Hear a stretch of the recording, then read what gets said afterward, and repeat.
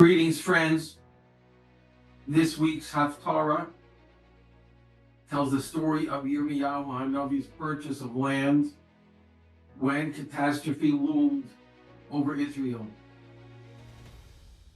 This command from Hashem seemed to make no sense, even to the Navi, the prophet who wrote it.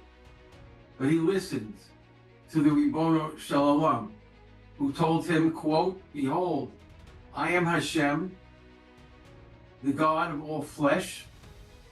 Is anything hidden from me?" Last week in Israel, there was unbearable pain after a terrible accident in which Chayalim, Israeli soldiers, accidentally killed their own chevra, their comrades. How could we deal with this? We are now more than halfway through the awesome days from Pesach to Shavuos, the days from Mitzrayim to Har Sinai, from degradation to exaltation, from the dungeon to the throne of Hashem. Each day we count, one step a day, one step a day. Sphira is a difficult climb. Ramosha Sternbach Shlita said concerning the acquisition of Kedusha by the Kohanim, quote, "In Avodas Hashem, it is impossible to leapfrog. The only option is to make step-by-step progress based on one's current situation and level. Spiritual accomplishment is acquired only through hard work, struggling with the Yetzer Hara, daily, hourly, minute by minute." Please listen to the words of the Chafetz Chaim Zatzal, quote, "So great is peace that we find regarding the travels of Am Yisrael in the Midbar, in the desert, that they would encamp with arguments and set out with arguments, but when they arrived in front of Har Sinai, Mount Sinai, they became like one man with one heart, and Hashem said, 'This is the time that I will give the Torah to my children, for when there is peace among them, the divine presence can dwell among them.'" The last bracha in Shmona Esrei is peace.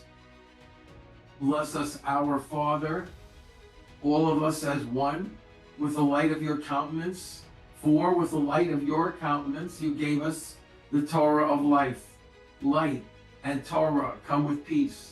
Peace is the last bracha, perhaps because it is the most difficult to attain.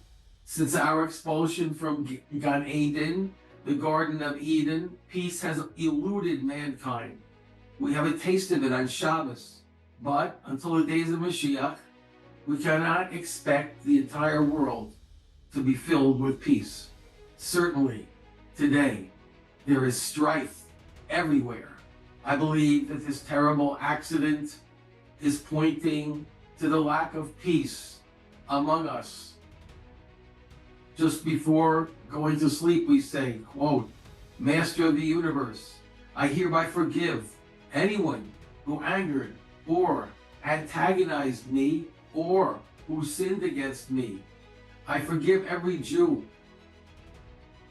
This is our focus just before our neshama, our soul, goes up to Shemayim during the hours of sleep.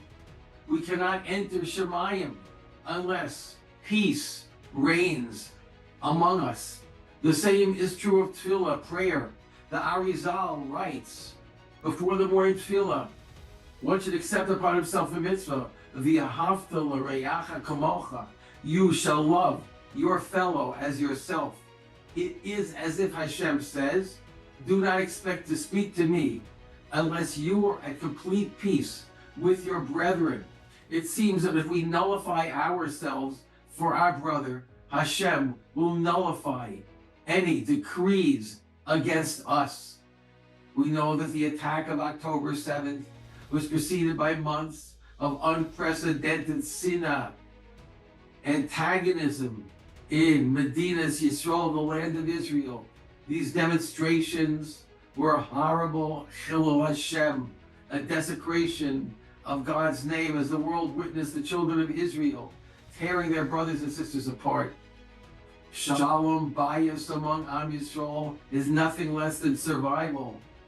Bias Sheni, the second temple, was not destroyed by our enemies. It was destroyed by Sinas Chinam, needless, causeless hatred among the children of Israel. Sinas Chinam is a weapon which destroys lives and sends us into the jungle where people eat each other alive. Sinas Chinam manifests itself not just through vicious fights, but through a lack of kindness and chesed. Am I helping my neighbor who's a widow? Am I acting with sweetness to my friend or my neighbor? To every Yid, am I saying shalom to him with a smile? Am I thinking about his needs and helping him when he's in trouble? There will come a day, with God's help soon, when the world will once again become a Gan Eden, a Garden of Eden, and peace will reign among all of Hashem's creations. Right now, we can prepare for that day by making our own Gan Eden. If we live in peace now, we can hope to live in peace in the days of Mashiach. May we merit to greet him soon. Good Shabbos.